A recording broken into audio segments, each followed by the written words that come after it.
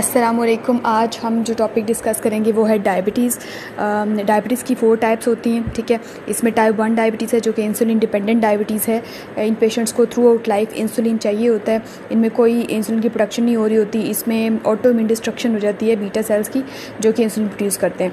और type 2 diabetes जो है वो नॉन इंसुलिन डिपेंडेंट है। इसमें काफ़ी हद तक इंसुलिन बॉडी में मौजूद होती है, लेकिन जो इसमें पेरिफेरल इंसुलिन रेजिस्टेंस डेवलप हो जाती है। इंसुलिन अपना एक्ट नहीं कर सकती सेल्स के ऊपर और ग्लूकोज कंज्यूम नहीं होता और ब्लड शुगर लेवल्स रेज्ड रहते हैं पेशेंट के। अच्छा, और इसके अलावा एक mature onset diabetes of youth है जो कि स्ट्रॉन्गली फैमिलीज़ में रन करती है। इनमें ये एडोलेसेंस में होगी या अर्ली चाइल्डहुड में ये भी होती है। और इसमें जो है वो बच्चों के अंदर, हर बच्चे के अंदर 50% रिस्क होता है कि उसके अंदर ये डायबिटीज़ डेवलप हो जाए। और इसके अलावा जेस्टेशनल डायबिटीज़ है और जो कि फ़र्स्ट टाइम जो है रिकग्नाइज होती है ड्यूरिंग प्रेगनेंसी। इससे पहले इसका कोई प्रीवियस लेवल्स इसके जो है वो रेज नहीं होते। फर्स्ट टाइम प्रेजेंट करेगी प्रेगनेंसी में। वो किसी भी जेस्टेशन पर प्रेजेंट कर सकती है, first trimester, second, third. First time इसके डी-रेंज लेवल्स होंगे तो ये जेस्टेशनल डायबिटीज़ होगी। और इसमें जो रिस्क मैटरनल और फीटर होते हैं। डायबिटीज़ बेसिकली एक मेटाबॉलिक सिंड्रोम है जिसमें हाइपरग्लाइसीमिया जो मेन टिपिकल फीचर होता है और जो लेटर ऑन जाके कॉम्प्लिकेशन डेवलप करता है। आइज़ को अफेक्ट करेगा और रेटिनोपैथी डेवलप होगी, ठीक है। किडनीज़ में नेफ्रोपैथी होगी, कार्डियोवैस्कुलर सिस्टम को अफेक्ट करेगा ये, और साथ ही जो है ये नर्व्स को अफेक्ट करता है, न्यूरोपैथीज डेवलप होती हैं इससे। और इसमें जो मायोकार्डिक इन्फाक्शन अगर होता है पेशेंट को तो वो साइलेंट होगा, क्योंकि न्यूरोपैथीज की वजह से उसको पेन फील नहीं होगा पेशेंट को, तो साइलेंट MI होता है इन पेशेंट्स में। अच्छा, मैटरनल फीचर रिस्क जो से हैं वो यहीं पे कवर कर लेते हैं। मदर को क्या रिस्क होते हैं डायबिटीज़ की वजह से और बच्चे को क्या होते हैं। मदर में जो 51% केसेस में देखा गया, हाई रिस्क में लिखा है ये 51% में हाइपोग्लाइसीमिया होता है। रिकरेंट हाइपोग्लाइसीमिया मदर्स में होगा, स्पेशली फर्स्ट ट्राइमेस्टर में 8 to 16 वीक्स ऑफ जेस्टेशन में इनमें ज़्यादा देखा गया है। इसके अलावा जो है वो रेटिनोपैथी 23% पेशेंट्स में देखी गई है, नेफ्रोपैथी 12%।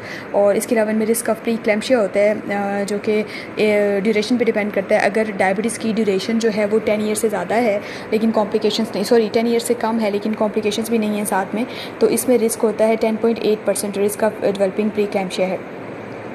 अगर ड्यूरेशन 10 ईयर्स से ज़्यादा है लेकिन कॉम्प्लिकेशंस नहीं है स्टिल, तो इनमें जो रिस्क है वो 22% रिस्क होता है प्री क्लैम्शिया का। और अगर 10 ईयर से ज़्यादा ड्यूरेशन है और साथ में कॉम्प्लिकेशंस भी हैं तो इनमें रिस्क जो है वो 36.2% है, ठीक है। इसके अलावा मदर में और क्या रिस्क होगा, पॉलीहाइड्रोमियास का होता है, एब्डोमिनल डिस्कम्फर्ट होगी, प्रेशर सिम्टम्स होंगे। अच्छा, और इनमें risk of induction of labour होगा, रिस्क ऑफ ऑपरेटिव डिलीवरी होगा, PPH के चांसेस बढ़ जाते हैं। मदर में रिकरेंट हाइपोग्लाइसीमियास होते हैं और DKA में जाने के चांसेस होते हैं।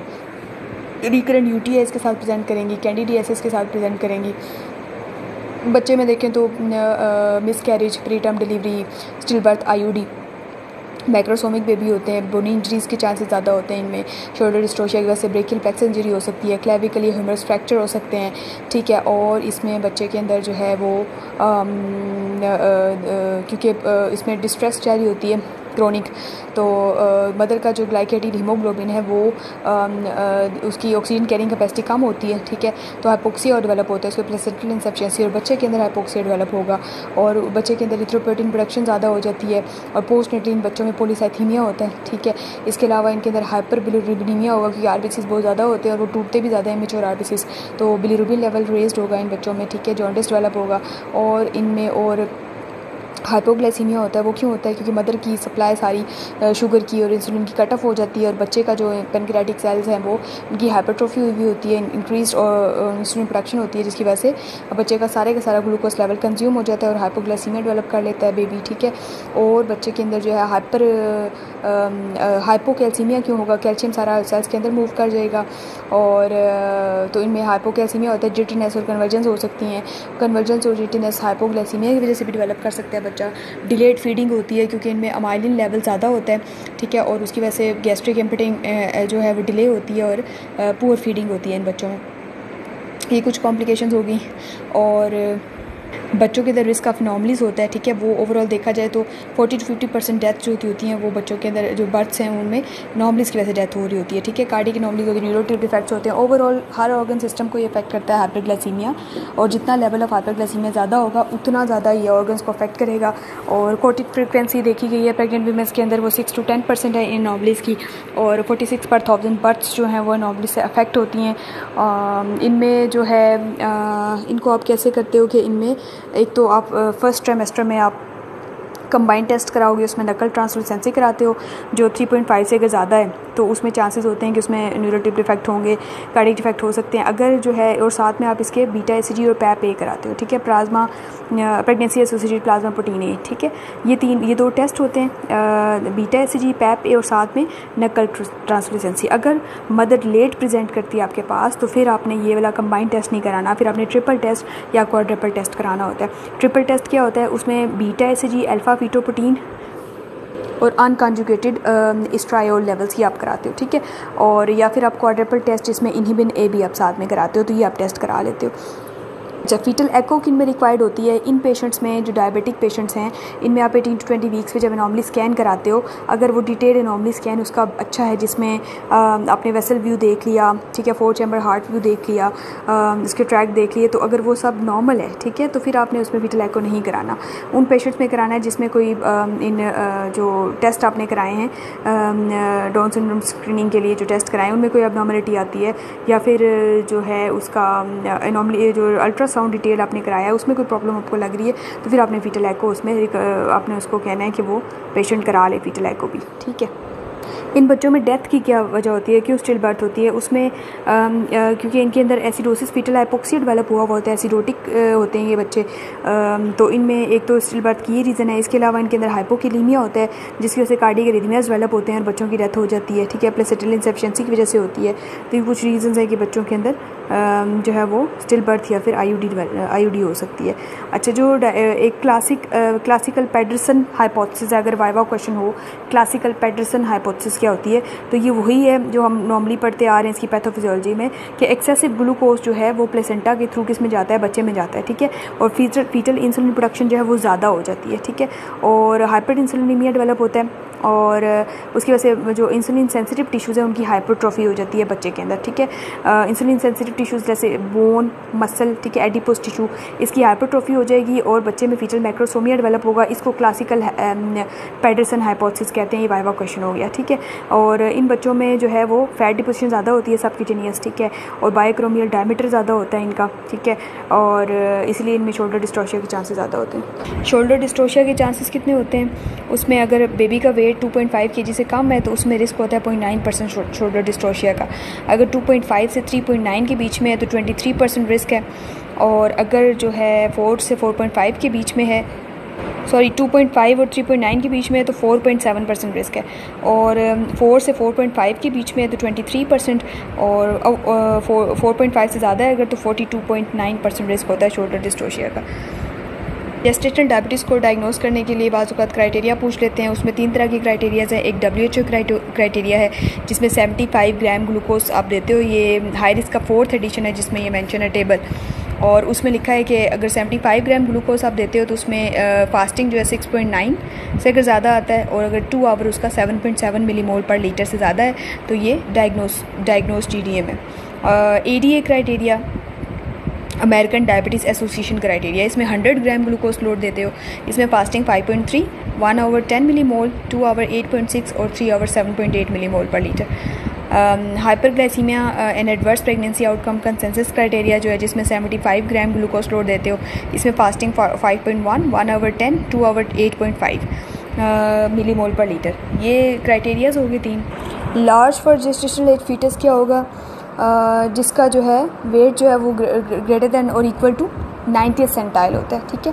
Large for gestational age relates to birth weight equal to और greater than 90th percentile for that gestational age, और जो मैक्रोसोमिक फीटस होता है उसका वेट 4 या 4.5 kg से अगर ज़्यादा है तो वो मैक्रोसोमिक फीटस होगा।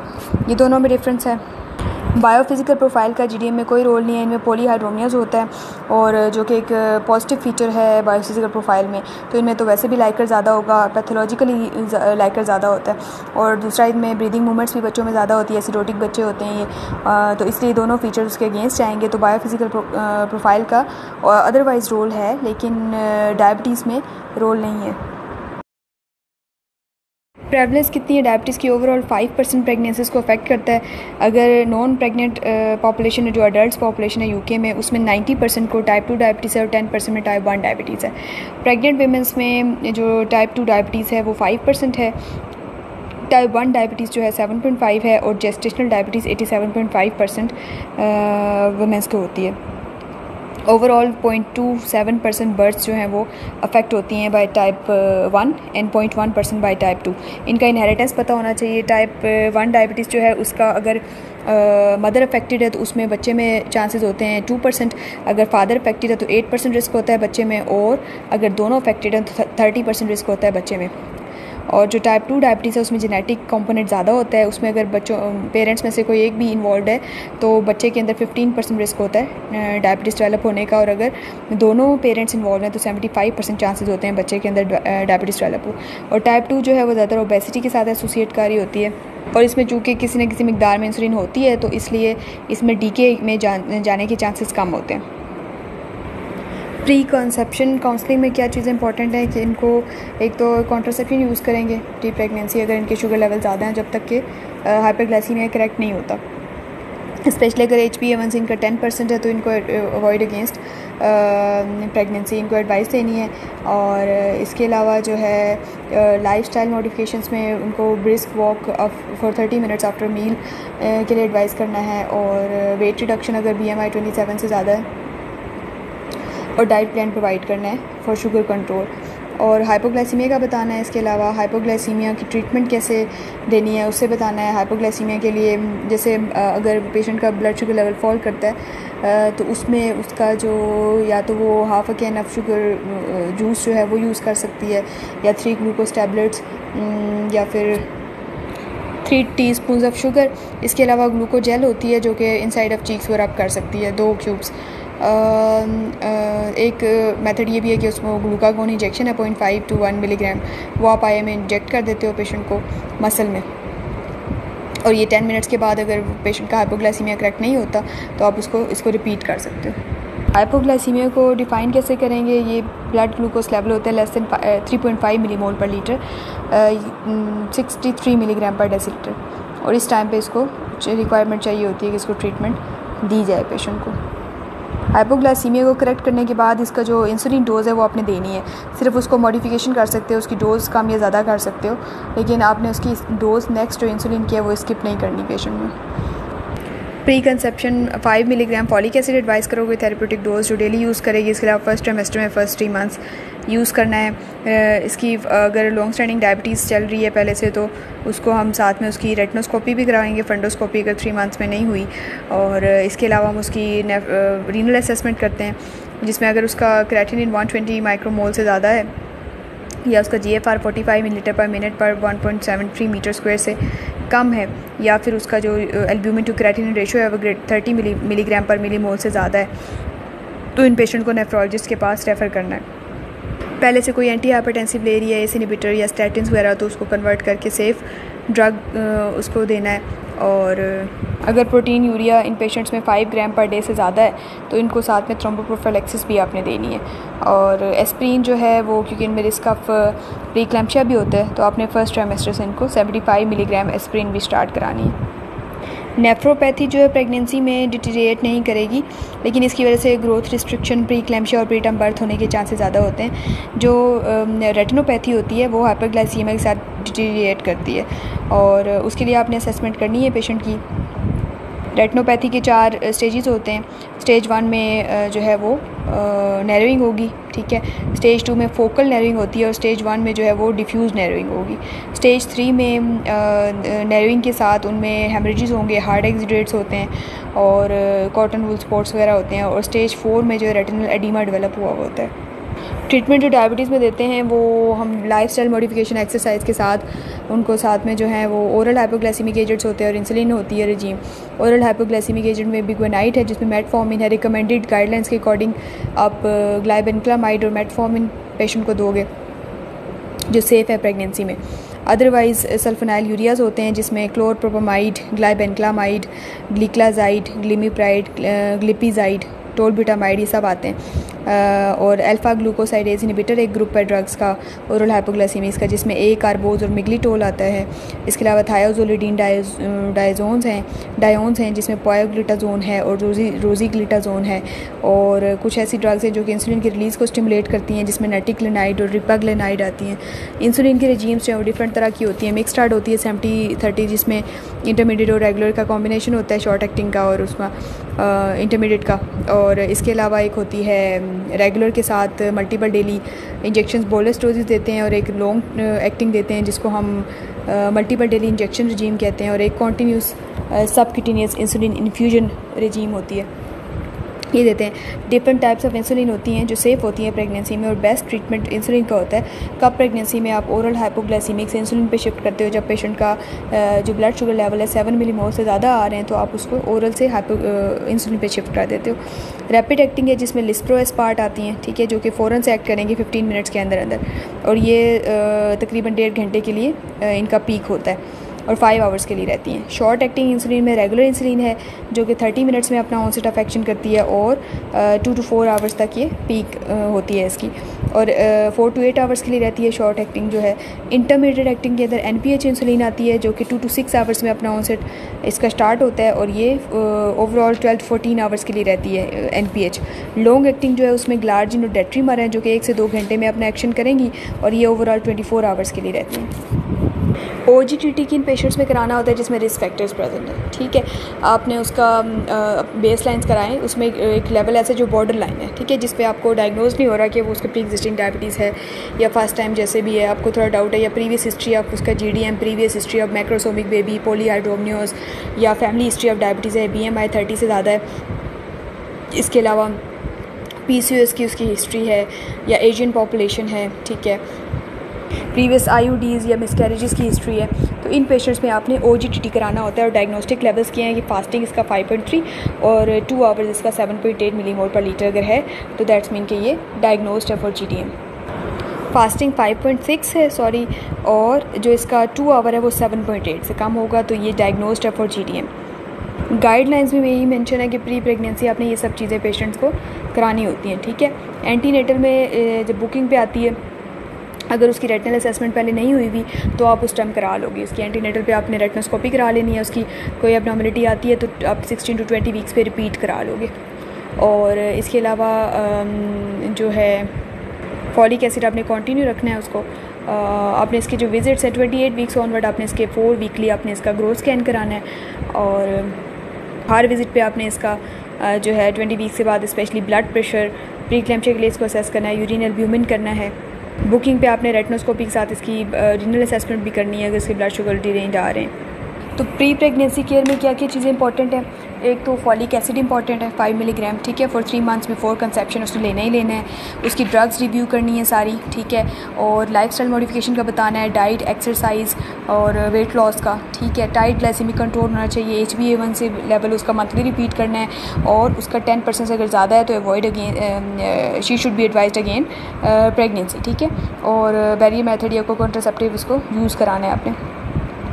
कॉम्प्लिकेशन से रिलेटेड बताना है कि बच्चे को कितना रिस्क है, मदर को क्या क्या रिस्क हो सकते हैं, इसका इनहेरिटेंस पैटर्न क्या है वो पेशेंट को बताना है, ठीक है। इसके अलावा आपने जो है अगर वो इंसुलिन ले रही है, ठीक है, या इंसुलिन पे आप शिफ्ट कर रहे हो उसको, तो यूज़ ऑफ इंसुलिन को एडमिनिस्टर कैसे करते हैं, कौन कौन सी साइट पे इंसुलिन को लगा सकते हैं, ग्लूकोमीटर से शुगर कैसे चेक करनी है, कैसे शुगर रिकॉर्ड रखना है, ठीक है, इंसुलिन की स्टोरेज कैसे करनी है, इस सब से रिलेटेड उसको गाइड करना है। हाइपोग्लाइसीमिया उसमें डेवलप हो सकता है, तो हाइपोग्लाइसीमिया को करेक्ट कैसे करना है, उसका ट्रीटमेंट बताना है सारा, ठीक है। रीनल फंक्शन असेसमेंट उसकी करनी है, एंड ऑर्गन एवेल्युएशन आपने करनी है, आई असेसमेंट करनी है, ब्लड प्रेशर चेक करना है, और स्मोकिंग अगर स्मोकिंग सजेशन करानी है, ठीक है। और ये सब चीज़ें अपने पेशेंट को प्री प्रेगनेंसी और multi disciplinary team involvement must करनी है। उसमें डाइट प्लान के लिए आप बेहतर मेडिकल स्पेशलिस्ट के पास रेफ़र कर दो। अगर उसका क्रेटिनिन 120 से ज़्यादा है माइक्रोमोल पर लीटर से, तो आप उसको नेफ्रोलॉजिस्ट के पास रेफ़र करोगे, मेडिकल स्पेशलिस्ट के पास शुगर के लिए, ठीक है, वो फर्दर जहाँ पे भी रेफरल होगा वो खुद कर देंगे, ठीक है। तो आपने इस तरह मल्टी डिसिप्लिनरी टीम की इन्वॉल्वमेंट साथ में रखनी है। ये प्री प्रेगनेंसी केयर होगी। एक क्वेश्चन होता है वाइट क्लासिफिकेशन क्या है, तो ये इफेक्ट ऑफ डायबिटीज़ बताता है ऑन पेरीनेटल आउटकम। तो इसके इसमें जो है A1 जो क्लासिफिकेशन में आता है, A1 वो डाइट कंट्रोल GDM होता है, और A2 जो होता है ऐसा GDM जिसको इंसुलिन चाहिए कंट्रोल के लिए, ठीक है। B में एज ऑफ ऑनसेट जो होता है डायबिटीज़ का वो ग्रेटर दैन 20 ईयर्स है, लेकिन ड्यूरेशन जो है इसका लेस दैन 10 ईयर्स है, कोई कॉम्प्लिकेशन नहीं है। अगर ड्यूरेशन इसका 10 से लेके 19 साल तक है, ठीक है, और एज ऑफ ऑनसेट जो है वो 10 to 19 ईयर्स अगेन, 10 से 19 तक, तो कोई कॉम्प्लिकेशन नहीं है, तो ये C में आ जाएगा, ठीक है। D में होता है age at onset less than 10 years, लेकिन ड्यूरेशन 20 ईयर्स से ज़्यादा है, ठीक है, तो ये D में आएगा। इसके अलावा E में ओवर डायबिटीज़ होती है with calcified pelvic vessels, F में नेफ्रोपैथी है, R में रेटिनोपैथी है, H में विद इस्कीमिक हार्ट डिजीज़ साथ में डेवलप हुई होगी उसको, ठीक है। T में diabetes with post of renal transplant status, तो ये सब इसके जो है वो डिफरेंट ग्रेडिंग इसकी दी हुई है, वाइट क्लासिफिकेशन दी हुई है, उसके अकॉर्डिंग इसके डिफरेंट ग्रेड्स हैं। अच्छा, इसकी क्या फिजियोलॉजिकल चेंजेस क्या हो रही होती हैं प्रेगनेंसी में? प्रेगनेंसी में जो इंसुलिन रेजिस्टेंस डेवलप हो जाती है, बेसिकली जो मेन हार्मोन है वो ह्यूमन प्लेसेंटल लैक्टोजन है। इसके अलावा प्रोजेस्टेरोन है, कोर्टिकोट्रोफिन रिलीजिंग हार्मोन है, ग्लूकागोन है, ठीक है। ये सब हार्मोन्स जो है वो इंसुलिन रेजिस्टेंस कॉज करते हैं, जिसकी वजह से प्रेगनेंसी में जो है ग्लूकोज लेवल्स जो हैं वो डी रेंज हो जाते हैं। अगर उसका HbA1c लेवल 6.5 से ज़्यादा है लेकिन 8 से कम है, तो वो उसमें रिस्क ऑफ कंजेनिटल मैलफॉर्मेशंस 5% होता है। लेकिन इसका HbA1c लेवल 8 से ज़्यादा है तो 20% रिस्क होता है उसमें एनॉमलीज डेवलप होने का, जिसमें caudal regression syndrome 200 fold increase risk होता है, 2 to 10 fold increase risk of neural tube defects है, और cardiac defects 3 to 5 fold increase हो जाता है, ठीक है। ये EBM में मैंशन है। पेशेंट से जब हाइपोग्लाइसीमिया के सिम्टम्स डिस्कस करेंगे तो उसमें कैसे पूछेंगे, उसको चक्कर तो नहीं आते, घबराहट तो नहीं होती, पसीने आते हों साथ में, ठीक है, बेहोश हो गई हो, ठीक है, palpitation, tachycardia, sweating, tremors, unconsciousness और फिट्स का पूछना है, ये सिम्टम्स ऑफ हाइपोग्लाइसीमिया होंगे। एक और कंडीशन जो देखिए ये DK है, डायबिटिक कीटोएसिडोसिस, इसमें ब्लड शुगर लेवल्स जो हैं वो ऑन 2 कंसेक्टिव ओकेजन्स अगर 12 मिलीमोल पर लीटर से ज़्यादा है प्री मील, ठीक है, या पोस्ट पेरेंडियल जो है random blood sugar levels 15 millimole per litre से ज़्यादा है, या फिर उसका एसिडिक pH है लेस दैन 7.3 या कीटोनीमिया है, तो ये DK की पेशेंट है, ठीक है। इन पेशेंट्स को जो टाइप 1 इंसुलिन के डायबिटीज़ के साथ होते हैं, इनके पास एक ग्लूकोमीटर होना चाहिए ताकि ये मेजर कर सकें अपना शुगर लेवल जब भी ये बीमार हो या इंसुलिन डोज इनसे मिस हो जाए, ठीक है, तो या उनको मेजर, उनके पास कीटोन स्ट्रिप्स भी होनी चाहिए ताकि कीटोन लेवल्स चेक कर सकें, ठीक है, क्योंकि इनमें कोमा में जाने के चांसेस ज़्यादा होते हैं, डेंजरस कंडीशन होती है। कॉजेज़ क्या हो सकती हैं, या तो ये मिस कर देते हैं इंसुलिन डोज, या इनएडिकेट इंसुलिन डोज लेते हैं, ठीक है। बीमार हो गए तो इन सोचा कि अब खा भी कुछ नहीं दे तो इंसुलिन की ज़रूरत नहीं है, हालांकि ऐसी कंडीशन में कॉर्टिक स्ट्रेस हार्मोन्स रिलीज़ होते हैं जो कि इंसुलिन को ज़्यादा कर देते हैं, ठीक है, तो वो इनमें इंपॉर्टेंट है। इसके अलावा टोकोलिटिक्स अगर कोई यूज़ करें, बीटा-2 एगनिस्ट, ठीक है, ये डायबिटोजेनिक होते हैं, स्टीरॉइड्स यूज़ कर रहे हैं, या फिर स्ट्रेस वाली कंडीशन है तो उसमें भी इनको बाज़ औक़ात इंसुलिन की डोज ज़्यादा चाहिए होती है, तो इनको अपने ब्लड शुगर मॉनिटर करने आने चाहिए। इसके अलावा बस स्ट्रिप्स होनी चाहिए फॉर चेकिंग कीटोन लेवल्स। और DK की मैनेजमेंट इंपॉर्टेंट है, उसमें क्या चीज़ इंपॉर्टेंट कि आपने इनकी ABGs करानी है, यूरिया इलेक्ट्रोलाइट्स कराने होते हैं, ठीक है। इलेक्ट्रोलाइट्स अगर इसके जो है 3.5 से कम है तो उसको 2 MPUs ऑफ KCl यानी 40 मिलीमोल्स आपने देने हैं ड्रिप में डाल के, ठीक है। इसके अलावा अगर उसका जो है लेवल्स 5.5 से ज़्यादा है तो कोई ज़रूरत नहीं है, अगर 3.5 से 5.5 के बीच में है तो इसको 1 MPU KCl का आप दोगे। देना किस तरीके से कि इसको फ्लूइड्स की जो 1 लीटर की ड्रिप है वो आपने 2 लीटर्स देना होता है 3 आवर्स में। फर्स्ट आवर में 1 लीटर आपने देना है सेलाइन, नॉर्मल सेलाइन, और इसके अलावा नेक्स्ट 2 आवर्स में आपने 1 लीटर देना होता है नॉर्मल सेलाइन। साथ ही आपने एक इंसुलिन की इन्फ्यूजन बनानी होती है जिसमें आप 50 यूनिट्स एक्ट्रापेड 50 ml नॉर्मल सेलाइन में आप देते हो, ठीक है। उसमें 66 यूनिट्स पर ml के हिसाब से यानी 6 ml पर आवर के हिसाब से आप उसको चला देते हो, जो कि 6 यूनिट्स पर आवर के हिसाब से जाएंगे पेशेंट को, ठीक है। और साथ ही आपने उसमें KCl के MPUs डाल देने अगर उसके जो इलेक्ट्रोलाइट्स हैं वो डिरेंज हैं तो, ठीक है, ये आपने इसको लगाना होता है, और साथ में आपने उसकी शुगर मॉनिटर करनी होती है। ये दोनों ड्रिप साइड बाय साइड जा रही होंगी। अच्छा, ये DK की मैनेजमेंट होगी। बच्चे के अंदर पॉलीहाइड्रोमियस क्यों डेवलप होता है? क्योंकि उसमें ऑस्मोटिक डायरेसिस होती है, ब्लड शुगर लेवल ज़्यादा होते हैं बच्चे में, यूरिन प्रोडक्शन जब होती है तो साथ ही उसके ग्लूकोज के साथ उसका यूरिन भी ज़्यादा अमाउंट में साथ ही ऑस्मोटिक डायरेसिस के थ्रू एक्सक्रीट होता है, तो वो पॉलीहाइड्रोमियस डेवलप कर लेते हैं मदर। और ज़रूरी नहीं है इन बच्चों में जो है मैक्रोसोमिया हो, ये बच्चे IUGR भी होते हैं। अगर लॉन्ग स्टैंडिंग डायबिटीज़ है तो उसमें प्लेसेंटल इंसफिशिएंसी होगी, ठीक है, मैक्रोवेस्कुलर डिजीज़ डेवलप होती है, तो इन बच्चों में डॉप्लर भी रिक्वायर्ड होता है क्योंकि IUGR बेबीज़ होंगे। अगर टाइप 1 डायबिटीज़ है तो साथ में आप TFTs भी पेशेंट के करा लेते हो, क्योंकि बाकी ऑटोइम्यून कंडीशंस भी इसके साथ जो है वो हो सकती हैं पेशेंट को। नाइस गाइडलाइंस में बुकिंग पे फंडोस्कोपी कराते हो, फिर 28 वीक्स पे कराओगे अगर नॉर्मल है तो, ठीक है। अब नॉर्मल है तो 16 to 20 वीक्स पे आप रिपीट कराते हो। डायग्नोसिस कैसे होगी GDM की? प्री प्रेंडियल 5.6 और जो इसका 2 आवर का लेवल होगा, ठीक है, वो आपने 7.8 आएगा, ठीक है। और जो टारगेट ब्लड शुगर लेवल्स होते हैं वो फास्टिंग 5.3, 1 आवर 7.8 एंड 2 आवर 6.4 होंगे। GDM के केस में अगर सब कुछ नॉर्मल है, कोई कॉम्प्लिकेशन नहीं है, तो 40+6 तक आप लेके जाके उसको इंड्यूस कर सकते हो, ठीक है। स्पॉन्टेनियस के लिए छोड़ सकते हो उसको, और 40.6 एक कट ऑफ लिमिट दी हुई है। और अगर लॉन्ग स्टैंडिंग डायबिटीज़ है तो 37, 38, ठीक है। अगर उसको कोई कॉम्प्लिकेशंस वगैरह हैं या कोई प्रॉब्लम है साथ में तो आप इंड्यूस कर दोगे, अदरवाइज़ आप इसको भी, अगर सब कुछ नॉर्मल है तो आप इसको आगे लेके जा सकते हो। It depends on the scenario. जो ओवरऑल जो इंसुलिन पे होती है पेशेंट्स, उनकी आपने fasting 1 hour post prandial, pre meal, post prandial, और इसके अलावा एट बेड टाइम आपने लेवल्स कराने होते हैं। और जो ओरल हाइपोग्लाइसीमिक ले रही हैं उनके लिए आपने बेड टाइम वाला लेवल नहीं कराना, बाकी लेवल्स कराने हैं, ठीक है। और जो डाइट कंट्रोल या एक्सरसाइज वगैरह पे हैं या जिनके overall blood sugar levels controlled हैं, वो सिर्फ एक, और घर पे आपने उनको भिजवा दिया तो फास्टिंग और 1 आवर घर पे कर सकती हैं, ठीक है। उसका रिकॉर्ड लेके आ सकती हैं दिन में एक दफ़ा। नॉन केस ऑफ डायबिटीज़ है तो आपने इसको लोपरिन स्टार्ट करानी है from first trimester 12 weeks onward. Long case के हवाले से डिस्कस कर लेते हैं। थ्योरेटिकली जो बुक्स में लिखा है वो हमने थोड़ा डिस्कस कर लिया है कि वाइवो क्वेश्चंस क्या कुछ हो सकते हैं। पेशेंट आपके पास प्रेजेंट करेगी तो आपने डायबिटीज़ की अगर केस होता है लॉन्ग केस, ठीक है, तो उसमें आपने कैसे प्रोसीड करना है, उससे पूछना है कि एक तो प्री कंसेप्शनल काउंसलिंग बहुत इंपॉर्टेंट है, ठीक है। लॉन्ग केस में अक्सर कोई भी केस हो तो आपने उसका प्री कंसेप्शनल, अगर उसकी कोई ऐसी डिजीज़ है जो पहले से चल रही है तो आपने प्री कंसेप्शनल पूछना है, किसी डॉक्टर को विजिट कराया है क्या, कुछ मेडिकेशन पहले से ले रही है या नहीं ले रही, ठीक है। तो इसमें आपने प्री कंसेप्शनल, क्योंकि आपको पता है डायबिटीज़ में क्या कुछ उसमें फॉलिक एसिड का पूछते हो, कोई एनीमिया तो नहीं पहले से चल रहा उसको, उसके लिए कोई ट्रीटमेंट मिला हो, किसी भी डॉक्टर के पास गई हो, विजिट कराया हो, कोई ट्रीटमेंट लिया हो उसमें, ठीक है। फॉलिक एसिड का स्पेसिफिक टू डायबिटीज़ पूछना है, और साथ में HbA1c लेवल उसने कराया हो, रेटिनोस्कोपी उसकी हुई हो, कोई नेफ्रोपैथी के लिए असेसमेंट हुई हो उसकी पहले, ठीक है। लाइफ स्टाइल मॉडिफिकेशन, डाइट, कोई इंसुलिन, ओरल हाइपोग्लाइसीमिक ले रही है नहीं ले रही, तो ये सारे आपने पहले से पूछ लेना है, ठीक है।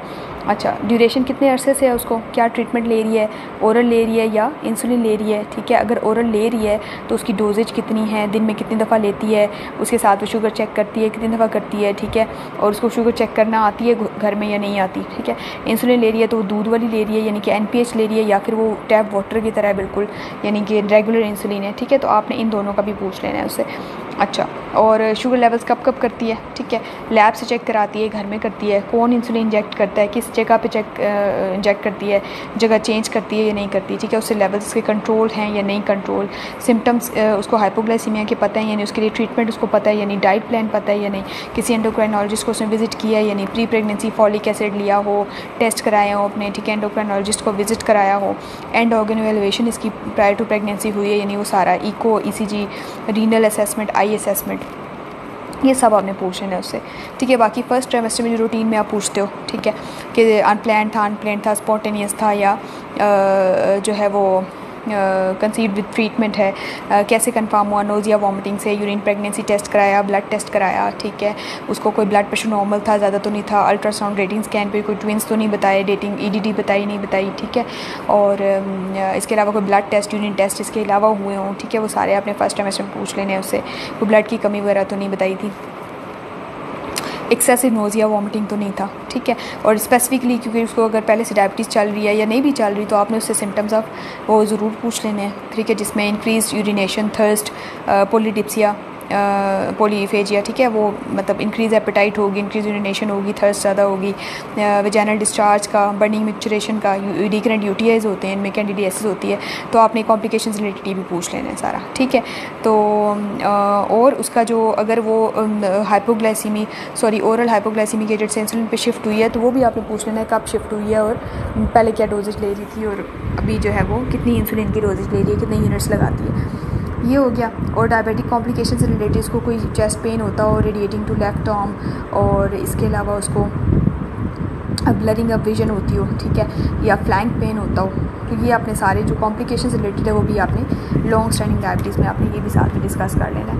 अच्छा, और pattern of abdominal growth in patients में इंपॉर्टेंट है। पोली अगर डेवलप किया हो, प्रेशर सिम्टम्स होंगे, रिकरेंट यूटीआई, स्पोरेटिस वल्वी का पूछ लेना है इनसे, बर्निंग ड्यूरेशन डिसयूरिया का पूछना है, साथ ही फीटल मूवमेंट्स का इंपॉर्टेंट है वो पूछना है, प्री क्लैम्शिया रिलेटेड ब्लड प्रेशर का ज़रूर पूछना है, और अगर कोई पहले से हॉस्पिटल में एडमिशन के दौरान कोई शुगर प्रोफाइल हुई है, 6 लेवल्स हुए हैं नहीं हुए, सारी डिटेल पूछ लेनी है, ठीक है। और ग्लूकोमीटर का यूज़ उसको आता है नहीं आता, हाइपोग्लाइसीमिया की ट्रीटमेंट आती है नहीं, इंसुलिन की स्टोरेज उसको पता है नहीं, यानी सारी जो बेसिक इन्फॉर्मेशन है वो इसको आता है या नहीं आता, ठीक है। बाकी ट्राइमेस्टर वाइज जो क्वेश्चनिंग होती है वो आपने से करनी है। ऑब्स्टेटिकल हिस्ट्री में अगेन पोलियाडोमियास, मैक्रोसोमिक बेबी की हिस्ट्री, प्री क्लैम्शिया, प्रीवियस प्रेगनेंसीज में IUD, shoulder dystocia, mode of delivery क्या था, इंस्ट्रूमेंटल था या सिजेरियन सेक्शन हुआ था, प्रीनियल टीयर्स वगैरह तो नहीं आए थे, ये सारे पूछ लेने। बाकी gynae history, medical, family, surgical, personal, socio economic और ड्रग हिस्ट्री आप पूछते हो। जनरल फिजिकल एग्जामिनेशन में इन पेशेंट में BMI इंपॉर्टेंट है, ठीक है। उसके अकॉर्डिंग आपको थोड़ा बहुत कैलोरीज का भी हो जाएगा, इंसुलिन की डोजेज कैलकुलेट करनी होती है बाजू का, तो उसके लिए ब्लड प्रेशर, ठीक है, वो इंपॉर्टेंट है, रूटीन में करोगे। बाकी PA के ऊपर इसका लाई important representing part, liquor volume, ठीक है, वो बाजू का में लार्ज फर्जेस्टेशन फीचर्स होते हैं। मैक्रोसोमिक बेबी होगा, फंडलाइट ज़्यादा होगी या पोली डेवलप किया हुआ होगा। हार्ट साउंड सुनने हैं आपने इन पेशेंट्स के। और इन्वेस्टिगेशन जो आप कराओगे उसमें जो डायबिटीज़ के पेशेंट्स हैं उसमें बेसलाइन इन्वेस्टिगेशन तो मस्ट हैं, जिसमें CBC, यूरिन आ रही, अगर एडमिट पेशेंट है तो ब्लड शुगर फास्टिंग, क्योंकि लॉन्ग केस में एडमिट पेशेंट आते हैं, और hepatitis B surface antigen, anti-HCV antibody, ये सब यूरिन कंप्लीट एग्जामिनेशन, ठीक है। यूरिन के से रिलेटेड ये है कि अगर उसमें ग्लूकोस यूरिया गाइडलाइंस में अगर 2+ आता है किसी भी एक ओकेजन पे, या 1+ आता है ऑन 2 ओकेजन्स, तो आपने उसके बाद जो है नेक्स्ट इन्वेस्टिगेशंस करानी होती हैं, और उसमें जो आप नेक्स्ट कराते हो फास्टिंग यूरिन सैंपल आप मांगोगे एग्जामिनर से, ठीक है। और फिर नेक्स्ट अगर आपको उसमें भी बॉर्डर लाइन या कुछ आपको डाउट है तो आप OGTT करा सकते हो इन पेशेंट्स का, ठीक है। अच्छा, और इनका जो स्पेसिफिक टेस्टिंग होती है regarding to blood sugar levels, उसमें 24 आवर्स शुगर प्रोफाइल कराओगे, ठीक है। उसमें मैंने मेंशन कर दिया, इनमें 7 लेवल्स होंगे अगर इंसुलिन पे है, 6 लेवल्स होंगे अगर इंसुलिन पे नहीं है, ठीक है। ओरल हाइपोग्लाइसीमिक ले रही है, ठीक है, और एडमिटेड पेशेंट है तो आपने इस तरह से ब्लड शुगर लेवल्स कराने, प्रीवियस रिकॉर्ड देखने के लिए HbA1c लेवल कराओगे आप, और इसके अलावा लॉन्ग स्टैंडिंग में अगर GDM नहीं है तो आप इनकी रीनल असेसमेंट, आई असेसमेंट, ठीक है, ECG एको वगैरह भी कराओगे अगर लॉन्ग स्टैंडिंग 5 ईयर से ज़्यादा ड्यूरेशन हो चुका है तो। फीटल टेस्ट साथ में आप मांगोगे उनसे, डेटिंग स्कैन, नॉर्मली स्कैन, ठीक है, fresh obstetrical ultrasound, growth scan इनमें सीरियल होते हैं, ठीक है, आफ्टर 28 वीक्स, तो आपने वो इनसे मांगने हैं। तो और अगर 30 वीक से ज़्यादा है पेशेंट तो उसमें CTG भी आप उनसे मांगोगे, ठीक है। नेक्स्ट मैनेजमेंट है।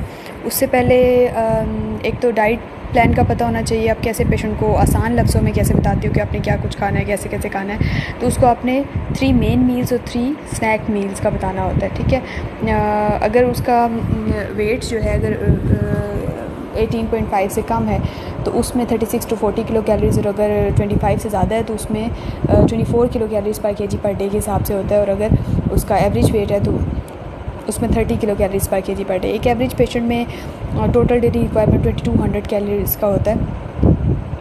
अच्छा, अगर आपने किसी को बताना है तो उसमें आप ब्रेकफास्ट उसे बताओ कि चाय के बगैर, सॉरी चीनी के बगैर चाय ले सकती है, बिस्किट उसको व्हीट बिस्किट अगर है तो सूटेबल है, अदरवाइज़ वो 1 ग्लास ऑफ मिल्क जो कि मलाई के बगैर हो, उसके साथ वो एक बॉयल्ड एग ले ले या ऑमलेट ले ले, तो अप्रोक्स 200 कैलोरीज हो जाएंगी। 10 बजे के करीब वो एक फ्रूट ले ले, ठीक है, या चाय ले ले चीनी के बगैर, या फिर एक वेजिटेबल सैंडविच ले ले, और दिन में अगर वो खाना खाती है तो उसमें एक चपाती, ठीक है, उसके साथ सालन कोई सा भी, उसमें कोई वो नहीं है तो वो खा सकती है। और ज़मीन के अंदर जितनी भी सब्ज़ियाँ उगती हैं नीचे वो नहीं ले सकती, ठीक है, ज़मीन के ऊपर उगने वाली सब्ज़ियाँ वो आराम से खा सकती है।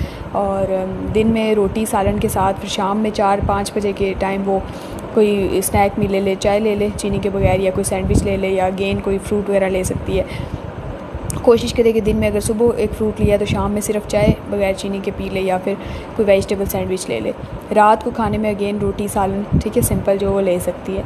तो इस तरह से वो अपने, और रात को सोने से पहले वो स्नैक कोई भी ले ले, तो इस तरह वो अपने, और जो रोटी वो यूज़ करेगी वो देसी आटे की होगी, चोकर की रोटी जो होती है वो यूज़ करेगी, और सालन कोई सा भी यूज़ कर सकती है। तो आपने जो खाने को, जो दिन में नॉर्मली 3 टाइम पेशेंट खाता है, ठीक है, नॉर्मल बंदा 3 टाइम खाता है, तो इन पेशेंट्स में जो डायबिटिक्स होते हैं इनमें जो है आपने उसी खाने को 6 में डिवाइड कर लेना है, उसको वक्फे वक्फे से लेना है इनको। डेक्सा इंपॉर्टेंट है। डेक्सा इन पेशेंट में कैसे लगता है फॉर द लंग मेचोरिटी, ये आपने ऐसे देना होता है कि इसमें 6 मिलीग्राम जो है वो 12 आवरली 48 आवर्स में आपने कंप्लीट करना है इसको, ठीक है। तो वैसे 12.5 मिलीग्राम होता है, 12 आवरली आप लगाते हो नहीं, एक दफ़ा आपने 6 बजे लगाया, ठीक है, तो 12 आवर्स के बाद नेक्स्ट आपने उसको सेकेंड डोज देनी होती है, तो शाम 6 बजे बनेगी। लेकिन इन पेशेंट्स में क्योंकि इनमें हाइपर ग्लाइसीमिया हो जाता है स्टीरॉयड की वजह से, तो इनमें जो है आपने उसको 6 मिलीग्राम डिवाइडेड डोजेज में देना है 12 आवर्स अपार्ट टिल 48 आवर्स, उसको कंप्लीट हो जाएगा ये कोर्स। और बीटा मेथासोन की जो डोज़ होती है वैसे वो 12 मिलीग्राम 24 आवर्स अपार्ट है। और हम अपनी रूटीन में जो लगा रहे होते हैं वो डेक्सामेथासोन ही लगाते हैं। बीटा मेथासोन का एडवांटेज ओवर डेक्स्ट्रामेथासोन ये है कि वो एक तो न्यूरोप्रोटेक्टिव होता है, दूसरा ये है कि उससे पेरीवेंट्रिकुलर ल्यूकोमलेशिया के बेबी के अंदर चांसेस जो हैं वो कम होते हैं।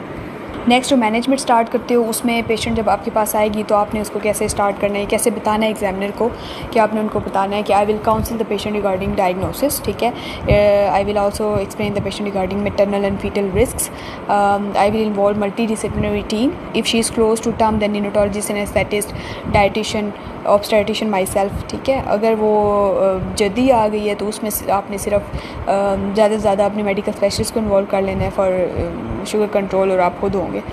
और इसके अलावा I will explain the patient regarding the use of glucometer, insulin administration site, ठीक है, hypoglycaemia, storage of insulin, hypoglycaemia treatment and hyperglycaemia implications during pregnancy, on pregnancy, ये सब आपने उसको काउंसिल कर देना है। साथ ही आपने if she is on oral hypoglycaemic agents and her blood sugar levels are greater than 7 millimole, then I'll shift this patient to insulin, and I will start according to her body weight, like 0.5 in first trimester, according 0.6 international units per kg body weight in second, if she is in second trimester 0.7, and in third 0.8 international units per kg body weight. Or simply you can start with 6 international units GDS and NPH 10 units at night, and I will do her blood sugar profile, ठीक है, if she is on insulin 7 levels, and if she is on oral hypoglycemic and diet and exercise, then I will do her 6 levels sugar profile, and I will my aim would be to keep blood sugar fasting 5.3, 1 hour 7.8, and 2 hours 6.4 millimole per liter. And I will also tell patient regarding hypoglycemia and hyperglycemia as well, and I will provide her with the diet plan, ठीक है, 3 snack meal and 3 main meals, and I will also ask her regarding sweating, palpitations, tachycardia, symptoms of hypoglycemia, and I also tell her regarding treatment, and also I forgot to mention on starting management I will complete her investigations, क्योंकि अगर वो pre existing diabetes की patient है और उसमें कोई investigation रह गई हैं तो वो आपने कंप्लीट करानी है, अगर डायरेक्टली आप मैनेजमेंट पे वो कर रहे हो। अदरवाइज़ आपने इन्वेस्टिगेशंस में सारी मैनेजमेंट उससे डिटेल में इन्वेस्टिगेशंस पूछ लेनी है पहले ही। अच्छा, नेक्स्ट आपने उसको कहना है कि मैं जो है ना इसको, अगर once her blood sugar controlled, I will let her go home, and follow up visits 2 weekly होंगे, गाइडलाइंस में ये ऐसी है 2 वीकली आपने उसके विजिट्स कराने हैं, और हर विजिट पे जो है ना उसके foetal pattern, abdominal growth, foetal movements का पूछना है, ठीक है, फंडल हाइट चेक करनी है, पॉलीआइडोमिया से मैक्रोसोमिक बेबी हो तो फंडल ज़्यादा होगी, IUG फंडल हाइट कम होगी इस पेशेंट की। साथ ही आपने उसका urinal albumin blood pressure check करना है, होम रिकॉर्ड उससे मांगना है ब्लड शुगर लेवल्स का, ठीक है, उसे गाइड करना है कैसे। और इसके अलावा जो हाइपोग्लाइसीमिया तो नहीं हुआ उसे, घर में सिम्टम्स वगैरह तो नहीं डेवलप हुए, और अगर वो 28 वीक्स ऑनवर्ड है तो उसको जो है ना आपने उसको स्टार्ट करा देना है ग्रोथ स्कैन्स 4 वीकली, ठीक है। अगर उससे पहले आई है तो मेक श्योर करना है कि लोप्रिन ले रही हो वो, ठीक है। अच्छा, इसके अलावा अगर प्री एग्जिस्टिंग डायबिटीज़ की पेशेंट है, अच्छा, अगर कोई एबनॉर्मलिटी नहीं आती तो इस प्रेगनेंसी को टर्म तक लेके जाना है, स्पेशली GDM में गाइडलाइंस में 40+6 तक लेके जा सकते हो, कोई कॉम्प्लिकेशन नहीं है। और अगर लॉन्ग स्टैंडिंग डायबिटीज़ है, प्री एग्जिस्टिंग डायबिटीज़ है, तो उसमें जो डिपेंड करता है सिचुएशन पे, आप 37-38 कट ऑफ गाइडलाइन में लिखा हुआ है, लेकिन आप उसको 39-40 तक भी लेके जा सकते हो अगर पेशेंट बिल्कुल नॉर्मल है, बच्चे में कोई इशू नहीं है तो। डिलीवरी जो है उससे पहले आपने असेसमेंट कर लेनी है, बिशप देख लेना है उसका, ठीक है। अगर 6 से कम है तो मिड नाइट में आप उसको इंड्यूस करोगे, रिपीट करोगे डोजेस को, ठीक है।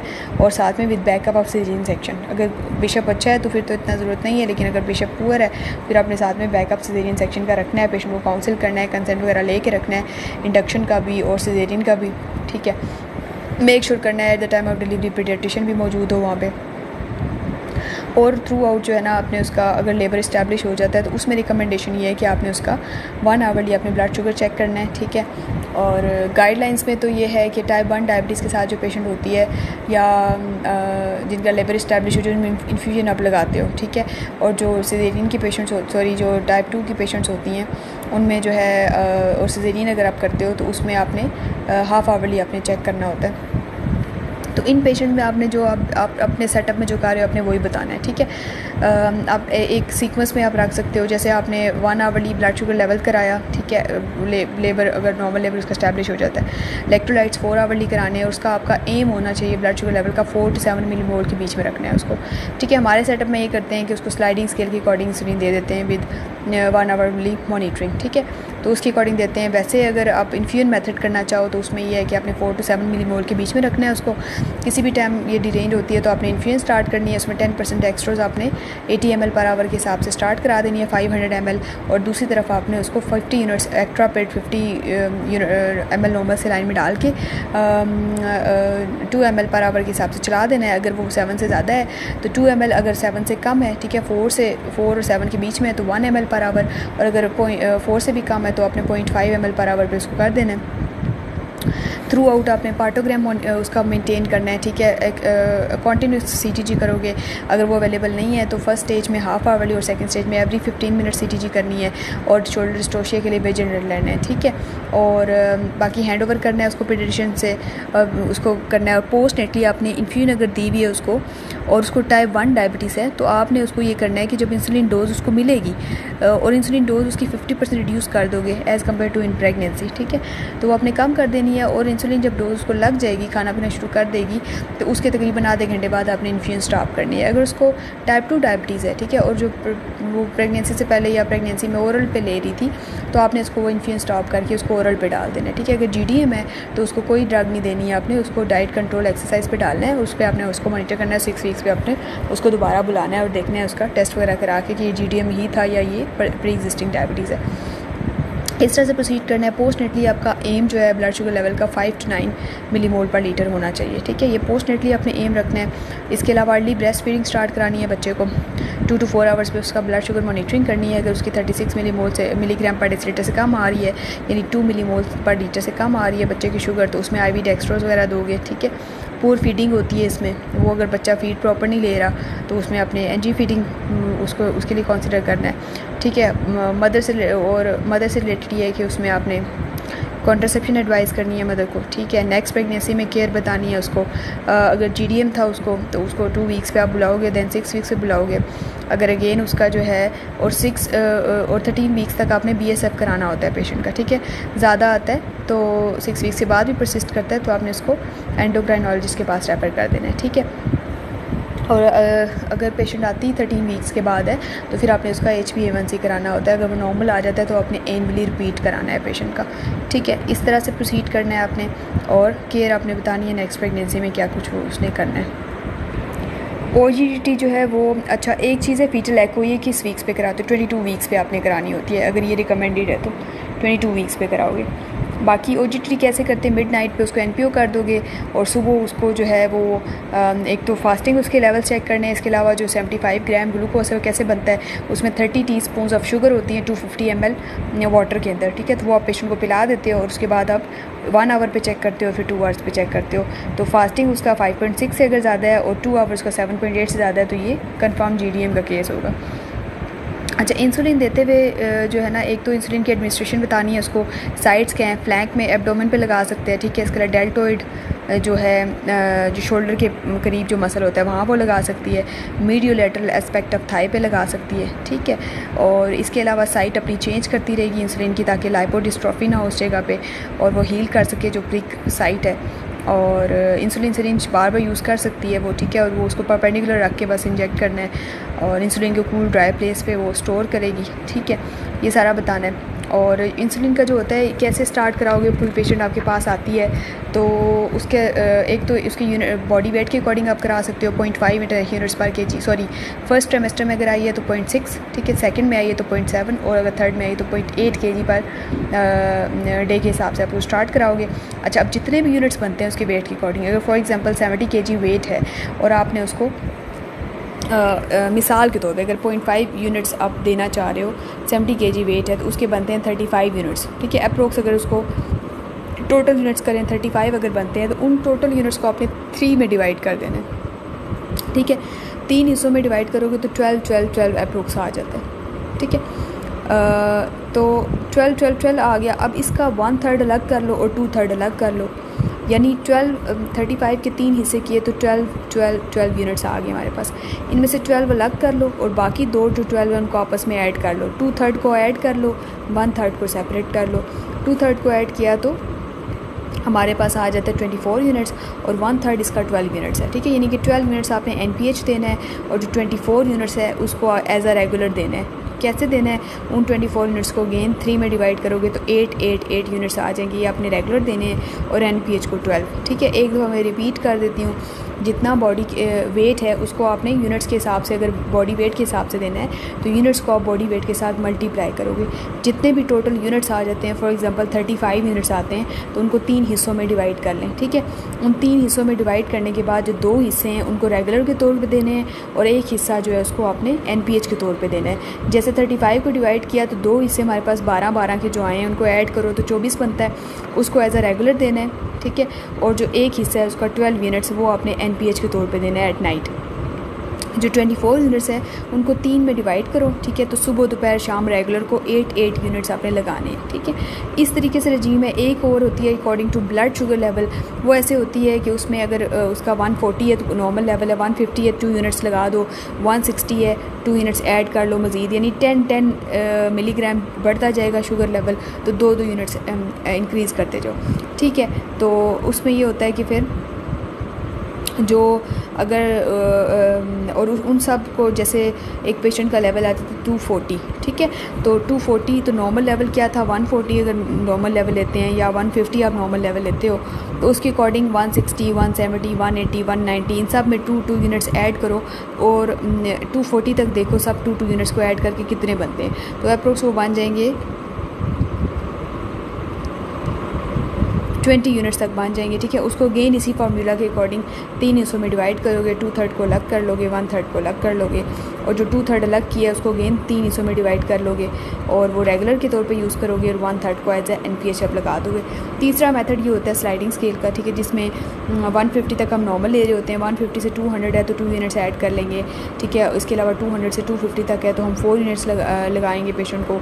अच्छा, 250 से 300 तक है तो हम 6 यूनिट्स उसको लगाएंगे, 300 से 350 तक है तो 8 यूनिट्स, ठीक है, 350 से 400 है तो 10 यूनिट्स, मोर देन 400 है तो 12 यूनिट्स लगाएंगे। इस तरह से हम उसको करेंगे। अच्छा, एक चीज़ जो हाई रिस्क में मेंशन है वो ये है कि जब आप डेक्सा लगाते हो तो एक तो ये कि आप उसको डिवाइडेड डोजेस में लगाओ, ठीक है।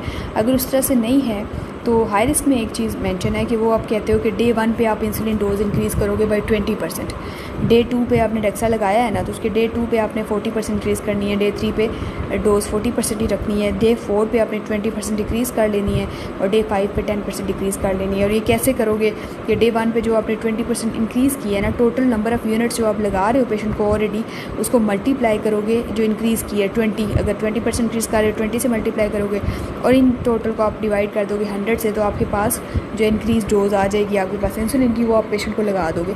तो ये अगर रेफरेंस कोई पूछे तो ये कहाँ पे लिखा है, तो ये हाई रिस्क में लिखा हुआ है कि ये मेथड लिखा हुआ है, लेकिन गाइडलाइंस में ये मेथड रिकमेंडेड नहीं है। अच्छा, इस तरीके से क्योंकि ये और जब आप बीटा मेथासोन की डोज़ का लिखा हुआ है कि ये जब देते हो तो इसका हाइपरग्लाइसीमिया जो ये कॉज करेगा 8 to 9 hours after the first dose ये कॉज करता है और ये सेकंड डोज़ के तकरीबन 24 घंटे तक ये हाइपरग्लाइसीमिया रहता है पेशेंट के अंदर। इनमें बच्चों में रिस्पायरेटरी डिस्ट्रेस क्यों होती है, क्योंकि इनके अंदर टाइप 2 नीमोसाइट्स की सप्रेशन हो जाती है, ठीक है, और इसकी वजह से इनमें सर्पेक्टिन प्रोडक्शन प्रॉपर नहीं होती, जिसकी वजह से रिस्पायरेटरी डिस्ट्रेस सिंड्रोम डेवलप होता है। मेटफॉर्मिन और ग्लाइबेनक्लामाइड दोनों रिकमेंडेड आप दे सकते हो प्रेगनेंसी में। अगर पेशेंट को मेटफॉर्मिन से ग्लाइबेनक्लामाइड का आप कब दोगे, या तो पेशेंट इंसुलिन लेना ही नहीं चाह रही, डिक्लाइन कर दिया उसने, तो आप मेटफॉर्मिन के साथ उसको ग्लाइबेनक्लामाइड ऐड कर दो, ठीक है। या उस केस में आप ग्लाइबेनक्लामाइड दोगे अगर पेशेंट को मेटफॉर्मिन टॉलरेट नहीं हो रही और इंसुलिन को वो लेना नहीं चाह रही, तो आप उसको ग्लाइबेनक्लामाइड पे आप उसको डाल देते हो पेशेंट को, ठीक है। या कॉम्बिनेशन थेरेपी भी आप दे सकते हो। जो डेक्सामेथासोन आप डिवाइडेड डोजेज़ में दे रहे हो उसमें ये होता है कि आप साथ में स्लाइडिंग स्केल कवर भी दोगे, ठीक है। हर 50 milligram increase in blood sugar level अपने 2 मिनट्स बढ़ाने हैं इंसुलिन के, ठीक है। बेशक आप डिवाइडेड डोजेज़ में दे रहे हो लेकिन आपने इंसुलिन स्लाइडिंग स्केल पे उसको साथ में ऐड करनी है। पोस्ट नेटली जब आप GDM के केस में आप उसको फॉलोअप कराते हो 6 वीक्स तक, अगर आपने उसका BSF करना है तो उसमें लेवल्स उसके क्या हैं, अगर लेवल उसका ब्लड शुगर फास्टिंग का लेस दैन 6 है, अगर फास्टिंग ब्लड शुगर लेवल, तो उसका लो प्रोबेबिलिटी है कि वो डायबिटीज़ डेवलप करे, ठीक है। अगर 6 से लेके 6.9 तक है तो हाई रिस्क है फॉर हैविंग डायबिटीज़, और अगर 7 मिलीमोल पर लीटर से ज़्यादा है तो इसका ये डायबिटिक है पेशेंट। इसी तरह अगर 12 वीक के बाद आई है, 13 वीक के बाद, तो HbA1c लेवल आप लेकर आया है और वो इसका 5.4 से कम है, तो इसमें कोई रिस्क नहीं है, लो रिस्क है फॉर हैविंग डायबिटीज़। अगर 5.4 से लेके ये 6.4 तक है, ठीक है, तो इसमें हाई रिस्क है फॉर हैविंग टाइप 2 डायबिटीज़। और अगर 6.5 से ज़्यादा है तो फिर इसमें ये डायबिटिक है पेशेंट। गाइडलाइंस में जो चीज़ इंपॉर्टेंट है वो यही है कि आपने जो प्री प्रेगनेंसी काउंसलिंग बहुत इंपॉर्टेंट है डायबिटीज़ के पेशेंट्स में, और जिसमें आपने उसको कॉन्ट्रासेप्शन अवॉइड करानी है अगर उसका HbA1c लेवल 10 से ज़्यादा है, और तब तक उसको लाइफस्टाइल मॉडिफिकेशन में diet, brisk walk for 30 minutes after meal, और वेट लॉस, ठीक है, इन सब का बताना है। BMI उसका 27 तक होना चाहिए, उससे ज़्यादा नहीं होना चाहिए, और उसके रेटिनल असेसमेंट करनी है आपने अगर प्रीवियस 3 मंथ्स में नहीं हुई, और रेटिनल असेसमेंट उसका जो क्रेटिन है 120 माइक्रोमोल से अगर ज़्यादा है तो नेफ्रोलॉजिस्ट को रेफर करना है। रेटिनल असेसमेंट में उसे किसी की प्रॉब्लम आती है तो आपने उसको जो है वो फंडोस्कोपी के लिए उसको किसी आई स्पेशलिस्ट के पास रेफ़र करना है, ठीक है। ब्लड शुगर लेवल्स उसके कंट्रोल करने हैं, ये सब चीज़ें इंपॉर्टेंट है। और आपने उसको हाइपोग्लाइसीमिया से रिलेटेड बताना है, किसी भी टाइम उसका लेवल 7 मिलीमोल से ज़्यादा है तो उसको इंसुलिन पे शिफ्ट करना है। ACE इनहिबिटर्स, ARBs वगैरह यूज़ कर रही है, स्टैटिन यूज़ कर रही है, स्टॉप कराना है उसको। हाइपोग्लाइसीमिया की ट्रीटमेंट से रिलेटेड बताना है, ठीक है, प्री प्रेगनेंसी। इसके अलावा आपने उसको काउंसिल करना है क्या क्या मज़ीद रिस्क हो सकते हैं प्रेगनेंसी में, ठीक है। एंटीनेटल बुकिंग विजिट पे आपने उसकी अगर फंडोस्कोपी नहीं हुई पहले तो वो आपने करा लेनी है। अच्छा, प्री प्रेगनेंसी आपने उसकी एंड ऑर्गन इवैल्यूएशन मस्ट करनी है। अच्छा, लॉन्ग स्टैंडिंग डायबिटीज़ है तो ECG एको वगैरह भी कराओगे। बुकिंग पे फर्स्ट टाइम आती है आपके पास तो तब ये चीज़ें करा लो, ठीक है। फंडोस्कोपी करा लो, रेटिनोस्कोपी करा लो, साथ में उसको काउंसिल करो, डायबिटीज़ से related diet control, lifestyle modification, सब कुछ। अच्छा, इनका जो विजिट होता है 10 वीक्स पे बुकिंग विजिट होगा, डेटिंग स्कैन कराओगे साथ में, और बाकी रूटीन में जो आप कराते हो टेस्ट, जो नेक्स्ट 16-20 वीक्स पर डिटेल नॉर्मली स्कैन होगा, उसमें कोई प्रॉब्लम आती है तो फिर फिटल एको आप 22 वीक्स पे वो भी करा लोगे, अदरवाइज़ उसकी ज़रूरत नहीं है। अच्छा, नेक्स्ट आपने इन पेशेंट्स में जो है वो 28 वीक्स ऑनवर्ड जो है, अगर नॉर्मल फंडोस्कोपी आई है 28 वीक्स पे वो रिपीट कराओगे आप, ठीक है। और साथ ही 28 वीक्स ऑनवर्ड आपने इनका ग्रोथ स्कैन कराना है 4 वीकली टिल 36 वीक्स, और बाकी चीज़ें साइड बाई साइड आप BP, urine albumin, fundal height, foetal movements वगैरह का आप साथ में इंक्वायर करोगे। 36 वीक्स पे आपने उसको breast feeding, early breast feeding जो बच्चे को स्टार्ट कराते हैं उससे रिलेटेड बताना है, ठीक है। और डिलीवरी यानी मैनेजमेंट से रिलेटेड उसको बताना है सारा डिटेल। बाकी उसको हर विज़िट पे होम रिकॉर्ड और ब्लड शुगर लेवल वो मस्त बताना होता है, use of glucometer, insulin administration, site change, वो सारी चीज़ें आपको उसको गाइड करनी है। पोस्ट नेटली जो है वो बच्चे को अर्ली ब्रेस्ट फीडिंग के साथ साथ उसको कैसे लाइफस्टाइल मॉडिफिकेशन जारी रखेगी, ठीक है। फॉलोअप विजिट्स कब कराने हैं वो उसको बताना है। नेक्स्ट प्रेगनेंसी में क्या ख्याल रखना है, ठीक है। कॉन्ट्रासेप्शन एडवाइस करनी है, कॉन्ट्रासेप्शन आप 36 वीक्स पे उसको काउंसिल कर दोगे, ठीक है। और पोस्ट नेटली आपने उसको अप्लाई करना है कि वो बैरियर मेथड यूज़ करना चाहती है, कोई इम्प्लानोन रखवाना चाहती है, जो भी अकॉर्डिंग टू सिनेरियो आपने उसको गाइड कर लेना। यहाँ पे हमारा डायबिटीज़ का टॉपिक कंप्लीट होता है। नेक्स्ट टॉपिक तक के लिए अल्लाह हाफ़िज़।